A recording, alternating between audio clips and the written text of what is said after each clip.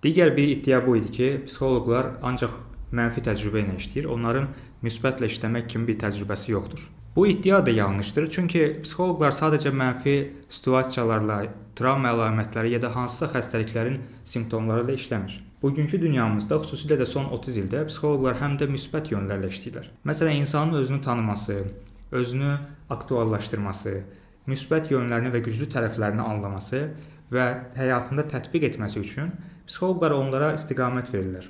Əslində bu bir məsləhət deyil, bu sadəcə psixoterapiyanın tərkib hissəsidir. Bir insan həyatından çox məmnun ola bilər, hər şey qaydasında ola bilər, amma məsələn son bir neçə gündə bir qərarı verməkdə çətinliyi ola bilər. Həmin şəxs də psixoloqa gedə bilər. İstənilən halda mənfi təəssüratla işləyib yerinə müsbəti qoymaq da bir məsələdir. Bu iddia sanki ona bənzəyir ki, axşam saatlarında kimsə avtomobil idarə edirsə, həmin adam gündüz vaxtı maşın sürə bilməz. Yəni gördüyünüz kimi özü bir absurd ifadədir. Ya da tələbə səhər saatlarında dərs oxuyursa, demək ki, onun axşam saatlarında dərs oxumaq təcrübəsi yoxdur. Yəni bu buna bənzəyir. Ona görə də yanlışdır. Psixoloqlar həm mənfi tərəflərlə, həm də müsbət tərəflərlə işləyirlər və şəxsin həyatının daha yaxşı olmasında və həyat keyfiyyətinin artırılmasında rol oynamış olurlar.